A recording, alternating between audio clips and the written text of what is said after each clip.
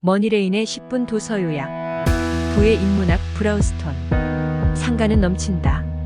진입 장벽이 없기 때문이다. 반면에 아파트는 청약 통장 같은 진입 장벽이 있다. 그러니 돈이 있다고 해서 누구나 분양받을 수 있는 게 아니다.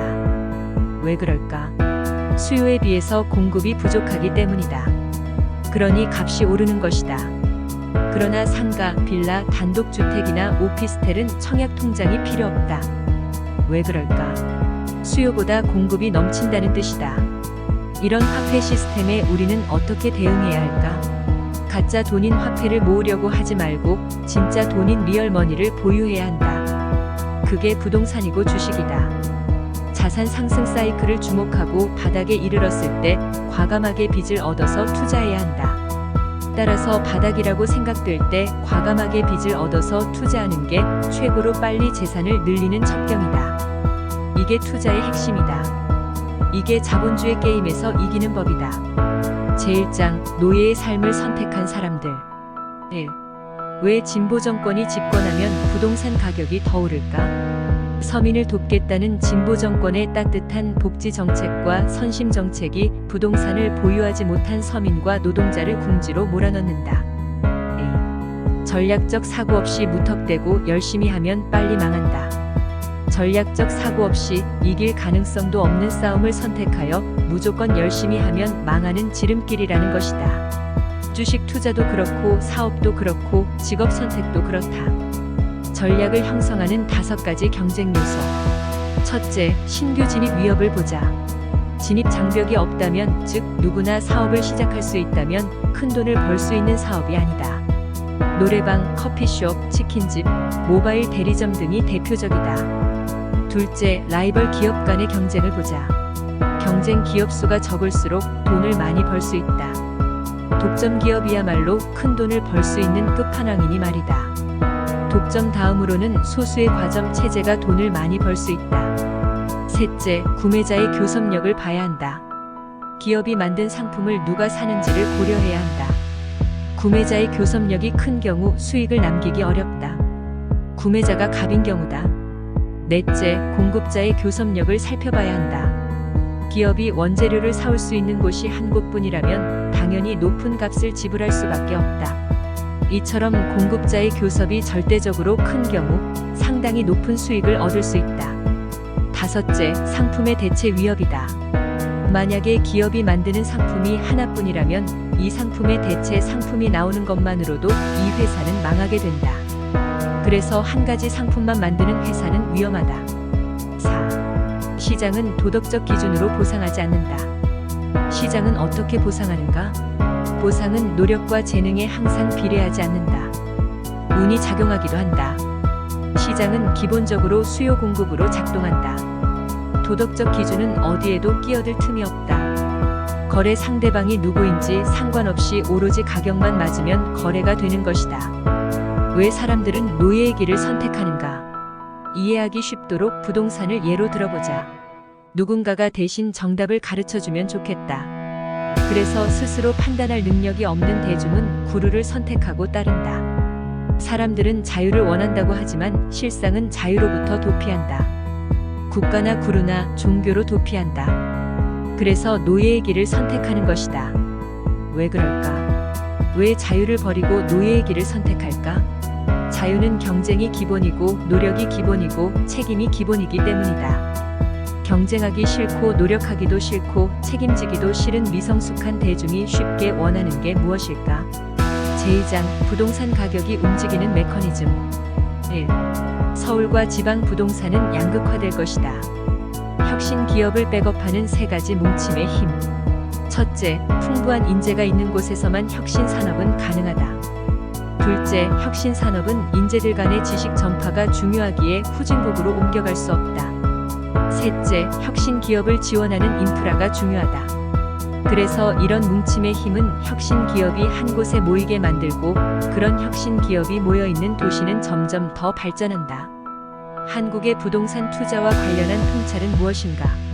첫째, 제조업 중심의 지방 도시는 쇠퇴할 가능성이 높아 부동산 투자에 주의가 필요하다. 둘째, 서울, 판교는 IT, 금융, 바이오, 엔터테인먼트 같은 혁신 기업이 자리 잡아 향후 부동산 전망이 좋다. 셋째, 정부가 국토 균형 발전을 위해서 지방 도시를 활성화하려는 노력은 성공하지 못할 것이다. 분명한 사실 하나는 바로 이것이다. 돈을 벌고 싶다면 혁신 기업이 주도하는 도시에 투자하라.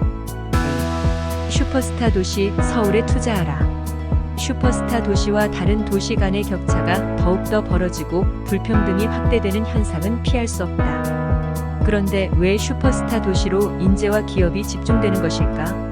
첫째, 기업이 자기의 이익을 찾아서 슈퍼스타 도시로 몰린다. 둘째, 인재가 슈퍼스타 도시로 모인다는 것이다. 인재가 모이면 서로 자극을 주고받아서 더 좋은 아이디어와 기술이 생겨나고 혁신이 일어난다. 이 책에서 얻은 부동산 투자에 적용할 수 있는 통찰은 무엇일까? 서울에 투자한다는 것이다.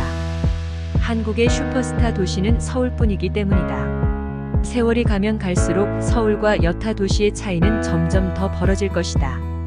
3. 어느 도시, 어느 동네 부동산이 뜰 것인가? 도시의 승리란 말 속에 숨겨진 뜻. 서울은 한국과 세계를 이어주는 연결고리 역할을 한다. 서울은 아시아와 유럽, 미국을 연결하는 관문이다. 한국은 혁신으로 계속 성장할 것이고 서울은 한국 성장의 중심적 역할을 할 것이다. 서울은 한국의 혁신 집합소이다. 저자는 도시의 진정한 힘은 사람, 특히 인재로부터 나온다고 주장한다. 인재를 끌어들이는 요소가 많은 도시일수록 도시는 성공하고 번영하는 것이다. 4. 서울에 집을 사야 하는 분명한 이유. 답은 분업의 힘에 있다. 분업의 정도는 도시의 크기에 의해 제한을 받는다. 도시가 작을 때는 어느 누구도 한 가지 일에만 몰두할 수 없다. 어떤 종류의 직업은 대도시에서만 가능하다. 수도권 억제 정책의 한계. 우리나라도 한때 지방의 혁신 도시, 기업 도시를 만들어서 지방 경제를 활성화한다는 명목 아래 수도권 억제 정책을 펴고 서울에 있는 공기업을 지방으로 이전했다. 그런데 이런 정책은 세상을 좀 더 평등하게 만들지는 모르지만 세상을 비효율적이고 비경제적으로 만들게 된다. 5. 비교 우위로는 지방이 아닌 서울에 집을 사라고 말한다. 6. 사업가와 월급쟁이보다 땅 주인이 더 부자가 된다. 우리나라의 인구가 늘어날 수 있고 중심지인 곳은 어디일까? 바로 서울이다.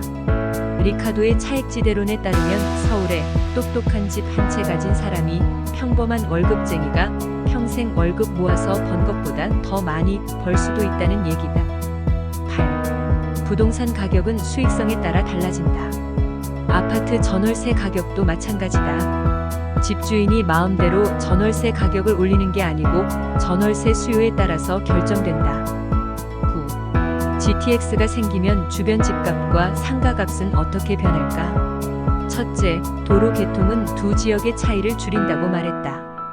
둘째, 동탄과 파주 운정 지역에서 그동안 독점적 지위를 가졌던 상가는 서울과 경쟁하게 되므로 독점적 지위가 약화된다. 10. 정부의 부동산 대책 어디까지 믿어야 하나? 재개발 재건축을 허용해주면 단기적으로 재개발 재건축 가격이 급등한다. 그러면 질투심에 사로잡힌 대중이 집권당을 비난하고 등을 돌리게 된다. 그러면 집권당의 지지율은 폭락하고 다음 선거에서 질 가능성이 높아진다. 그러니 엉뚱한 경기도에 물량 폭탄을 투하하는 것이다. 서울 재개발 재건축 대신에 경기도에 신도시를 건설하는 정책은 국가적으로 비효율과 낭비를 발생시킨다. 정말 일가구 다주택자 때문에 집값이 오르는 걸까? 일가구 다주택자는 주택 건설에 자본을 대는 장기적인 주택 공급자 역할을 한다. 정말 중요한 포인트는 주택을 공급하는 사람은 건설 회사가 아니라 집을 사는 일가구 다주택자라는 점이다. 장기로 볼 때 일가구 다주택자가 집의 수요와 공급 균형을 이루게 해주어서 집값을 안정시키는 역할을 한다. 이러한 일가구 다주택자의 집값 안정에 대한 기여 때문에 그동안 정부는 부자들에게 주택 임대 사업을 장려하고 세금 혜택을 주기도 했다. 부동산과 주식 거품, 미리 알고 피하는 법은 없을까? 인간은 무리짓는 행동을 한다. 인간의 무리짓는 행동이 왜 투자에서 문제가 되는가? 무리짓는 행동이 주식시장이나 부동산 시장의 거품을 만들기 때문이다. 첫째, 인간은 사회적 압력에 약하다. 그리고 다수의 의견은 틀리지 않을 것이라고 믿는 경향이 있다. 둘째, 사람은 전문가의 말을 잘 듣는 경향이 있다. 즉, 권위에 복종하는 경향이 있다는 것이다. 셋째, 정보 캐스케이드 효과 때문에 무리짓는 행동을 하기 쉽다. 넷째, 인간은 본능적으로 대화를 좋아하고 입소문을 통해서 정보를 공유하기에 무리짓기 쉽다. 무리짓는 본능을 피하기 위해서는 상대평가가 아닌 절대평가를 해야 한다. 그래야 모두가 광풍에 휩쓸려도 객관적으로 지금이 얼마나 과대평가되었는지 알 수 있다. 제4장 투자의 길을 만드는 부의 법칙. 1. 왜 다들 강남에 못 살아서 안달일까? 사람들이 강남 하는 것도 같은 맥락에서 이해할 수 있다. 강남 아파트에 산다고 하면 부자로 성공한 사람으로 대우해준다. 그러니 모두가 강남 아파트를 원하게 되는 것이다. 과실을 통해 존재감을 확인하려는 인간의 본능이 사라지지 않는 한 강남 아파트의 열풍은 사라지지 않을 것이다. 선진국과 이머징 마켓 중 어디에 투자해야 할까? 경제 성장에서 가장 중요한 요소는 기술이며 선진국은 기술을 개발해서 경제 성장을 계속하기에 선두를 계속 유지할 수 있다고 주장했다. 로머는 경제 성장의 가장 중요한 것은 노동이나 자본이 아니라 기술이라고 했다. 이 기술 진보 덕분에 선진국은 계속 선진국 자리를 지킬 수 있고 교육 수준이 떨어지는 후진국은 기술 개발이나 흡수가 안 돼서 선진국을 따라잡을 수 없다는 것이다. 부는 지식과 기술에서 생겨나기 때문에 기술과 지식이 발전한 선진국이 후진국보다 성장에 유리하다. 해외 투자를 고려한다면 고민의 여지 없이 미국 주식시장을 두드리면 된다는 얘기다. 3. 20대 80의 법칙을 투자에 활용하는 방법. 부동산 투자자라면 양극화의 흐름에 편승하는 게 유리하다. 부동산에 투자하려면 지방이나 변두리에 투자하는 것보다는 부자들이 사는 중심지에 투자하는 게 유리하다. 부동산 투자의 원리는 부자 동네랑 얼마나 가까운가에 있다. 인간은 자기가 살던 곳에서 멀리 이사가기 싫어하는 영토 본능을 갖고 있기 때문이다. 6. 모든 투자의 기본이 되는 자본주의 게임의 법칙. 한국의 부자는 월급 모아서 부자가 된 것이 아니고 부동산이나 주식이 올라서 부자가 되었다. 부자 되는 비결은 월급에 달려있는 게 아니고 투자에 달려있다. 역사적으로 보면 세계 경제 성장률은 1% 이하인데 반해서 자본 이익률은 4%에서 10% 사이에서 움직였다. 투자로 돈을 버는 속도가 노동으로 돈을 버는 속도보다 빠르다는 것이다. 결국 부자 되는 승패는 투자에 달려있다. 8. 인간 본성을 이해하면 투자할 곳이 보인다. 부동산 투자도 인간 본성에 대한 이해를 바탕으로 해야 한다. 인간은 더 좋은 동네, 더 좋은 집에 살고자 하는 욕망을 가지고 있다. 강남에 살고 싶은 욕망도 인정해 주어야 한다. 지금 같은 재건축, 재개발 규제 그리고 강남에 대한 규제 정책은 인간의 본성에 반하기에 실패할 수밖에 없다. 9. 교육비에 투자할까, 부동산에 투자해서 유산으로 물려줄까? 자녀 교육에 투자하는 게 부동산과 주식에 투자하는 것보다 더 높은 투자 수익률을 보장하는 투자이며 지식 정보화 사회가 되어감에 따라 향후에도 그럴 것이다. 교육의 중요성은 앞으로도 계속될 것이며 이는 곧 해당 지역의 부동산 경기로 이어질 것이다. 부동산 투자를 할 때는 학군을 고려하는 것이 포인트 중 하나다. 투자에 성공하려면 원시적 본능을 극복하라. 주식 투자와 부동산 투자에서 성공하려면 본능을 극복해야 한다.